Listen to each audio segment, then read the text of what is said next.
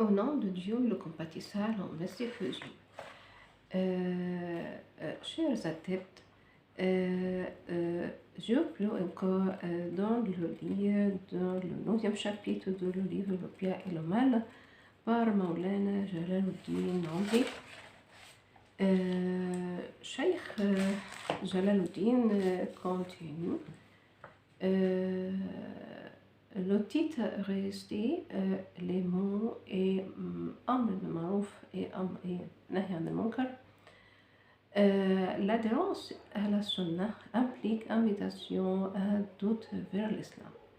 Effort à faire observer la volonté d'Allah et résistance à tout ce qui est anti-islamique. Ceux qui font cela, en effet, accomplissent Amr al-Ma'ruf et Nahy al-Munkar. Le prophète, paix soit sur lui, a prédit que même dans la période postérieure, quelques personnes pieuses accompliraient ce devoir tout en visant face au mouvement anti-islam. Quelques musulmans de la période postérieure seront récompensés autant que les compagnons pour leur injonction de Ma'ruf, leur interdiction de Munkar et leur résistance au mal en cœur. Voici une autre tradition du prophète, de paix soit sur lui, sur la même ligne. Quelques-uns des musulmans de la période postérieure seront bénis comme ceux de la première période pour avoir interdit le Munkar. Le titre les guide à travers les âges. L'islam est le message final d'Allah délivré par le prophète, paix soit sur lui, pour tous les âges. En considération de sa fidélité, des personnes qui continueraient la mission de sa prédication naîtront dans chaque âge. En dépit de la dégradation morale et d'autres maux dans la société musulmane, il y aurait toujours un groupe de musulmans pour accomplir le devoir de Amr bil Ma'ruf wa Nahy al-Munkar. Ces hommes justes résisteront à tous les défis et écarteront les tentatives pour fouiller l'islam. Ils ne seront pas démoralisés ni n'accepteront la défaite. Ils feront toutes sortes de sacrifices dans la cause d'Allah et ceux qui les opposent ne réussiront jamais dans leurs mauvaises intentions. Il y aurait toujours un groupe de gens parmi les musulmans qui soutiendront l'islam. Personne ne peut faire du mal à ces personnes justes. Ils resteront sur leur position jusqu'au jour du jugement.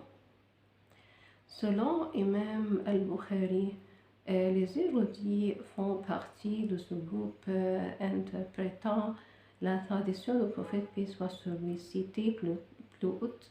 Imam Nawawi dit en termes généraux, le groupe comprend des érudits, des juristes, des autorités sur les traditions, ceux qui ordonnent Ma'ruf et interdisent le Munkar, et tous ceux qui font de bons œuvres. On peut voir de telles personnes justes partout dans le monde.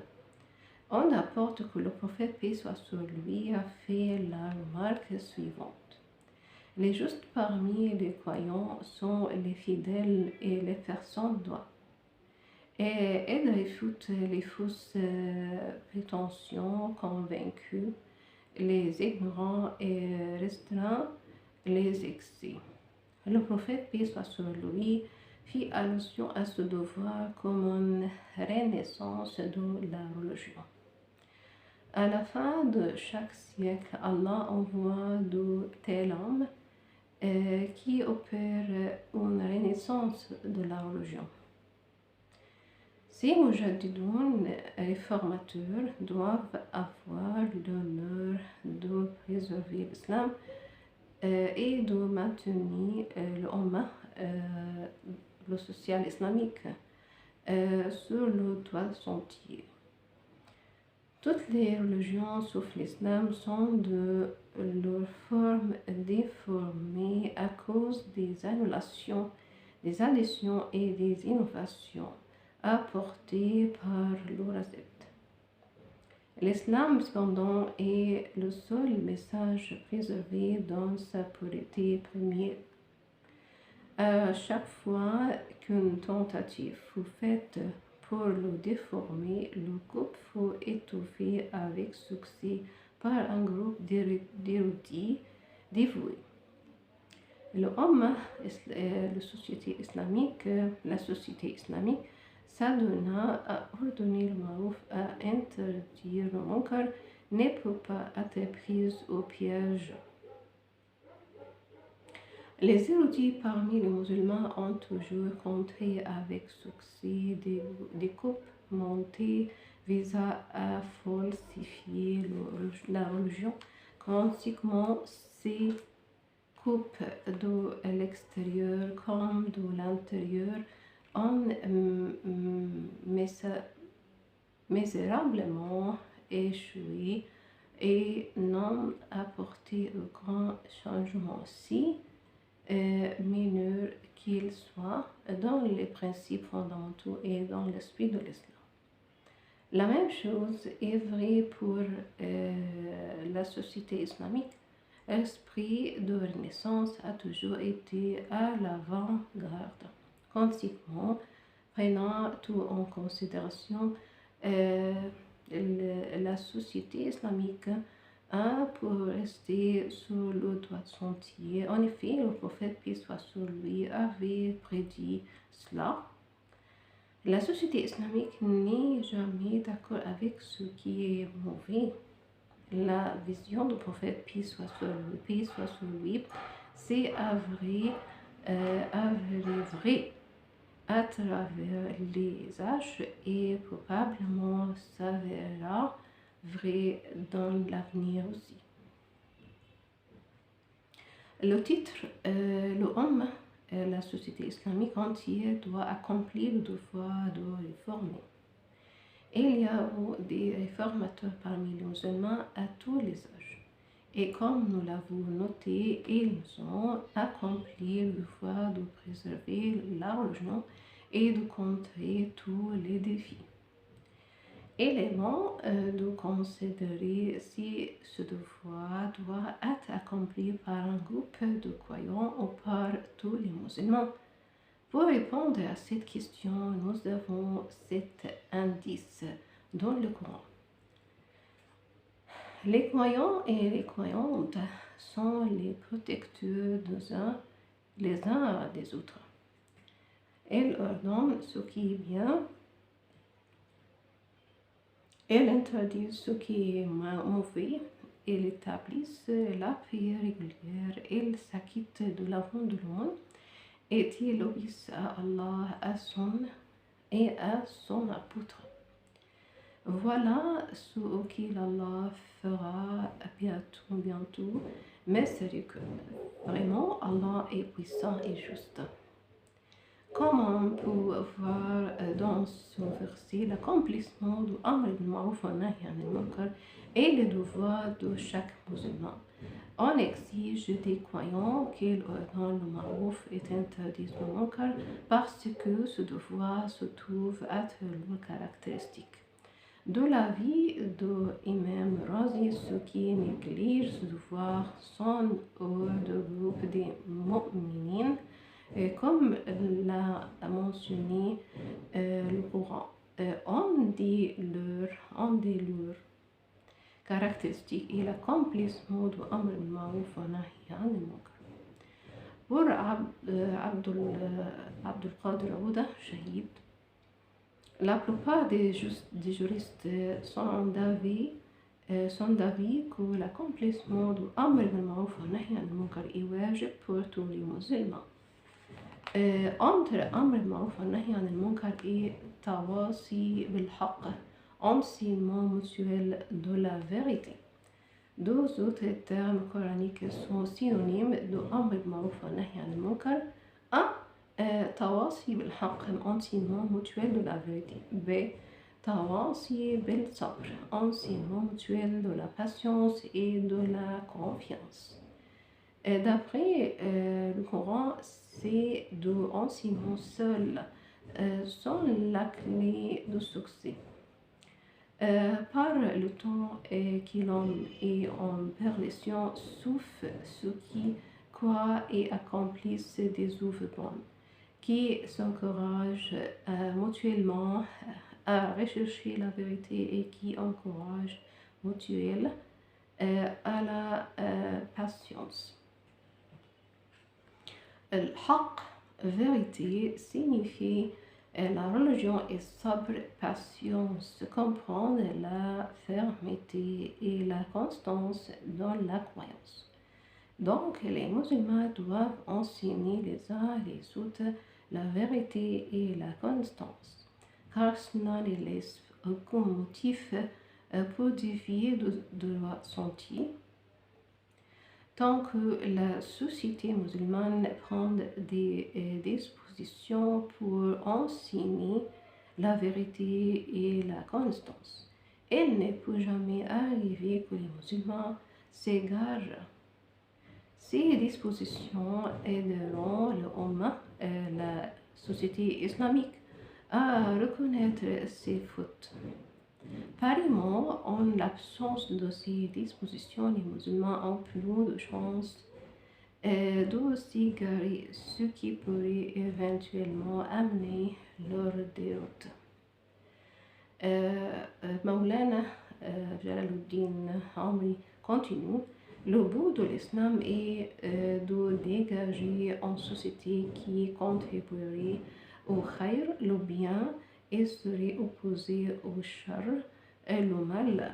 Les membres de la société doivent être amenés à comprendre ce point. En conséquence, les forces de mal seraient incapables d'exercer aucune influence. Non seulement la Marouf prospérerait dans la société, mais il serait aussi l'axe autour duquel tournent toutes les activités. Le Coran a demandé aux musulmans de s'entraider les uns les autres dans des bons œuvres et de se dissuader les uns les autres de se livrer à n'importe quel munkar. Entraidez-vous dans la bonté et la piété et ne vous entraidez pas dans le péché et la transgression. L'accomplissement de Amr al-Ma'ruf wa Nahy anil Munkar assure une atmosphère qui contribue au khayr et les chances de s'égarer sont faibles. Il devait y avoir une forte réponse publique au mal et un applaudissement pour les œuvres bonnes. Ceci est la meilleure voie à suivre pour une société. De telles dispositions sont dans l'intérêt suprême de l'humanité, comme l'a indiqué le prophète, paix soit sur lui. Aidez votre frère, qu'il soit l'oppresseur ou l'opprimé. Ceux qui étaient présents là leur donnent explication et demandèrent pourquoi l'oppresseur devait être aidé. À cela, le prophète, paix soit sur lui, répondit qu'on dissuada l'oppresseur. On peut lui apporter aide. Le titre Amr bil-Ma'ruf wa Nahy anil Munkar et la direction. Les deux termes Amr bil-Ma'ruf wa Nahy anil Munkar et la direction sont utilisés alternativement dans le Coran. La direction signifie sincérité, aide à quelqu'un pour atteindre la perfection et la purification. est un terme vaste et complet et il est interprété diversement. Dans la vie de Alem ibn al-Afir, ce terme représente l'action de faire le bien aux autres. En d'autres mots, l'invitation à l'islam est la réforme des mœurs et le don de la connaissance théorique et pratique constituant les composants de ce terme. Tous les musulmans doivent être sincères l'un à l'autre et cette sincérité doit se manifester dans l'acte de diriger et de réformer l'un l'autre. Le dirigeant doit être quelqu'un qui veut le bien à ses sujets, ou à leur tour doivent être sincères aux dirigeants. Aussi, les pauvres et les riches doivent s'entraider. Les laïcs doivent indiquer leurs fautes aux érudits, qui à leur tour doivent prendre soin des laïcs. Bref, une atmosphère qui convient aux vivants, marquée par la piété et la droiture, doit prévaloir dans une société islamique. Les musulmans eux-mêmes doivent être tenus responsables pour tout acte de déviation du sentier de l'islam.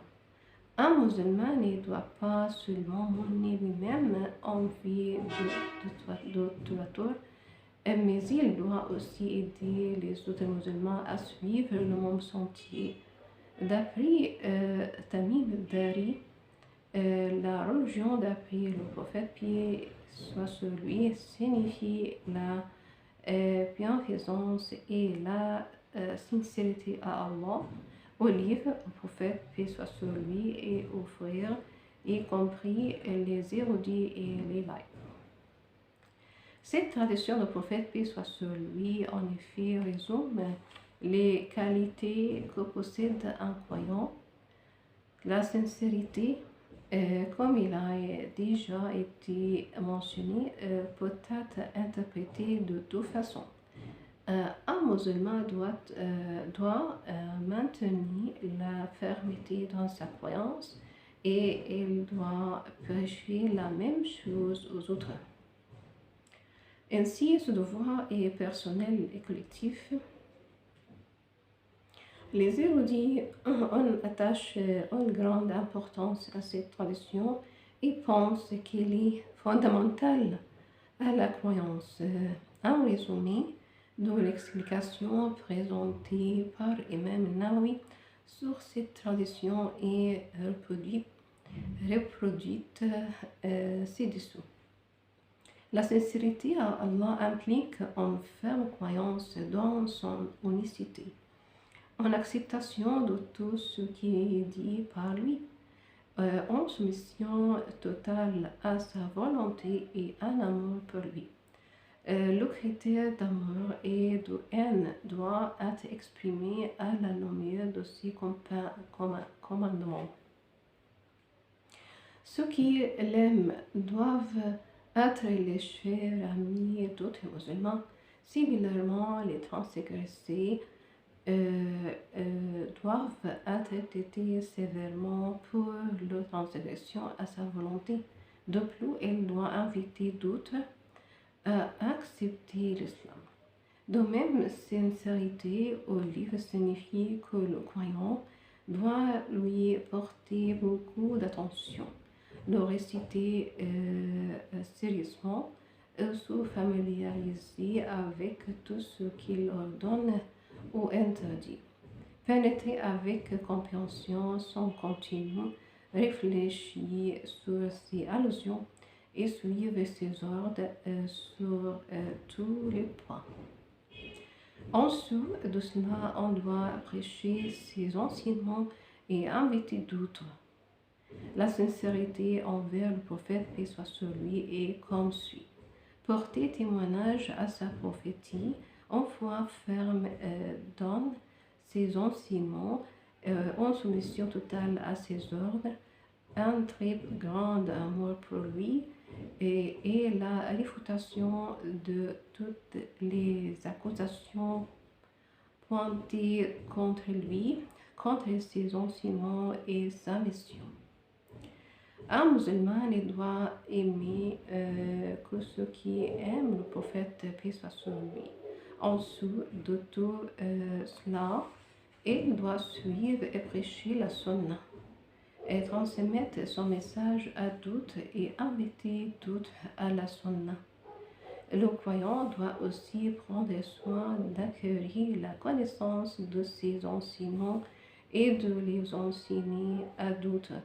Ceci inclut aussi l'effort pour modeler sa vie d'après celle du prophète, paix soit sur lui. Il est exigé du croyant d'éviter toutes les innovations. En ce qui concerne la sincérité aux religions, le croyant est supposé suivre leur directive si celle-ci s'accorde avec la charia. Si les érudits s'égarent, le croyant doit les faire comprendre qu'ils sont dans l'erreur.